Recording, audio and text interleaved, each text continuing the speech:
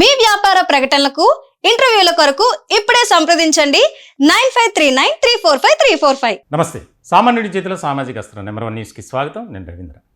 ఆంధ్రప్రదేశ్ తెలుగుదేశం పార్టీలో కీలకమైనటువంటి మార్పులు చేర్పులు జరిగే అవకాశం ఉన్నట్లు తెలుస్తుంది. అంటే రాష్ట్ర రాజకీయాల్లో తెలుగుదేశం పార్టీ అనేది ఒక సుస్థిరమైనటువంటి స్థానం ఉంది ఆ పార్టీకి. ఇప్పుడు కూటమి ప్రభుత్వంలో కూడా ఒక ముఖ్యమైనటువంటి భూమికి పోషిస్తుంది. ఇలాంటి సందర్భంలో తెలుగుదేశం పార్టీని బలోపేతం చేయాలి, ప్రజలకు మరింత చేరువ అవ్వాలి. పార్టీలు ఇప్పుడు ఉన్నటువంటి భేదాభిప్రాయాలు కానీ, నెలకొన్నటువంటి వివాదాలు కానీ వాటిని అన్నిటినీ పరిష్కరించి ఇక రాబోయే రోజుల్లో తెలుగుదేశం పార్టీ ఎక్కడా కూడా వీక్గా ఉంది అని ఎవరు కూడా చెప్పుకోకూడదు.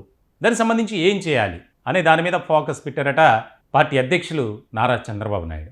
కీలకమైనటువంటి అంశం. త్వరలోనే కొన్ని జిల్లాలకు సంబంధించి పార్టీ అధ్యక్షుల్ని మార్చే యోచనలో ఉన్నారు.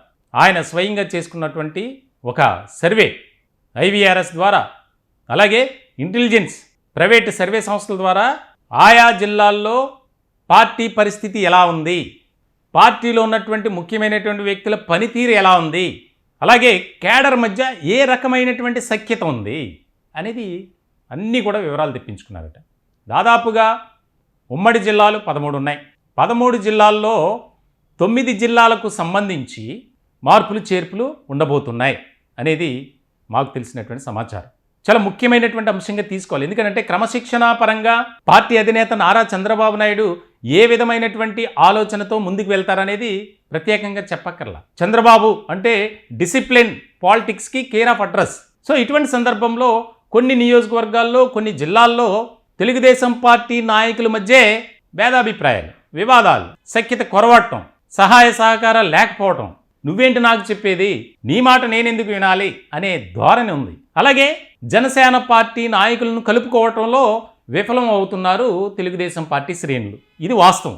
ఎందుకనంటే కొన్ని నియోజకవర్గాల్లో, కొన్ని ప్రాంతాల్లో జరుగుతున్నటువంటి విషయాలు దీన్ని బట్టి మనం చెప్పుకోవాలి. ఎక్కడా కూడా సఖ్యత లేదు. వారి మధ్య ఒక సహృదమైనటువంటి రాజకీయాలు లేవు. కూటమిలో తెలుగుదేశం పార్టీ, జనసేన, భారతీయ జనతా పార్టీ 3 పార్టీలు ముఖ్యమైనటువంటి భాగం. మరి అటువంటి సందర్భంలో తెలుగుదేశం పార్టీ నాయకులు ఆధిపత్య ధోరణి అనేది కనబరుస్తున్నారు. ఇది మంచి పద్ధతి కాదు అనేది ప్రస్తుతం రాజకీయ వర్గాల్లో జరుగుతున్నటువంటి చర్చ. చాలా ప్రాంతాల్లో జనసేన కూడా ఇదే రకమైనటువంటి అభిప్రాయాన్ని కలిగి ఉంది, అసంతృప్తిని వ్యక్తం చేస్తుంది. సో ఇటువంటి సందర్భంలో రాబోయే రోజుల్లో తెలుగుదేశం పార్టీ బలంగా ముందుకు వెళ్ళాలంటే జనసేన చాలా కీలకమైనటువంటి భూమిక పోషిస్తుంది అని చెప్పాలి ఇక్కడ. ఎందుకనంటే 2024 ఎన్నికలకు ముందు ఏం జరిగింది రాష్ట్రంలో అనేది అందరికీ తెలుసు. నాటకీయ పరిణామాల నేపథ్యంలో చంద్రబాబు నాయుడు అరెస్టు అంశం, అలాగే దాని తర్వాత జరిగినటువంటి పరిణామాలు, ముఖ్యంగా జనసేనాని పవన్ కళ్యాణ్ రాజమండ్రి సెంట్రల్ జైలుకి వెళ్ళటం, చంద్రబాబు నాయుడిని పరామర్శించడం, బయటకు వచ్చిన తర్వాత మీడియాతో మాట్లాడటం రాజమండ్రి సెంట్రల్ జైల్లో, మేము వైఎస్ఆర్సీపీకి తగిన బుద్ధి చెప్పబోతున్నాం, రాష్ట్ర రాజకీయాల్లో పెను మార్పులు మీరే చూస్తారని చెప్పి ఆయన చాలా గట్టిగా గంభీరమైనటువంటి వాయిస్తో మాట్లాడారు. తెలుగుదేశం పార్టీ నాయకులకే అసలు ఇది నిజమా కళ అనుకున్నారు. అటువంటి పరిస్థితుల్లో తెలుగుదేశం పార్టీతో జతకట్టడం, తర్వాత భారతీయ జనతా పార్టీ యాడ్ అవ్వటం, కూటమి బ్రహ్మాండమైనటువంటి విజయాన్ని సొంతం చేసుకుంది. అప్పుడు ఉన్నటువంటి పరిస్థితులు ఉన్నాయా? లేవు. స్పష్టంగా చెప్పొచ్చు, ఉన్నాయి, కానీ అంతగా లేవు. సో ఇటువంటి క్రమంలో తెలుగుదేశం పార్టీ ఇక్కడ ముఖ్యమైనటువంటి పాత్ర పోషించాలి. 2 పార్టీల మధ్య ఎటువంటి గ్యాప్ రాకూడదు. రాబోయే రోజుల్లో మనం కూటమిని మరింత బలోపేతం చేసుకోవాలి. దానిలో భాగంగా తెలుగుదేశం పార్టీ కూడా ఇక్కడ గ్రౌండ్ లెవెల్లో బలంగా ఉండాలి. దానికి సంబంధించి ఇప్పటి నుంచే ఒక రూట్ మ్యాప్ను సిద్ధం చేసుకోవాలి.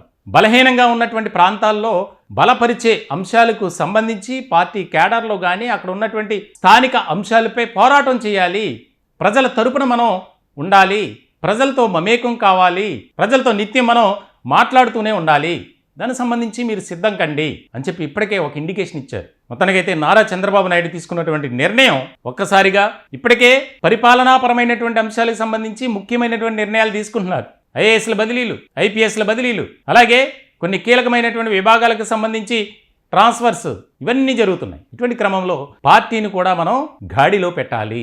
ఇప్పుడున్నటువంటి పరిస్థితుల నుంచి మనం మరింత మెరుగుపడాలి అనే ఆలోచనలో పార్టీ అధినేత నారా చంద్రబాబు నాయుడు ఉన్నట్లు తెలుస్తుంది. మొత్తానికైతే రాబోయే రోజుల్లో మరికొద్ది రోజుల్లోనే ఈ యొక్క మార్పులు చేర్పులు ఖచ్చితంగా ఉండబోతున్నాయి.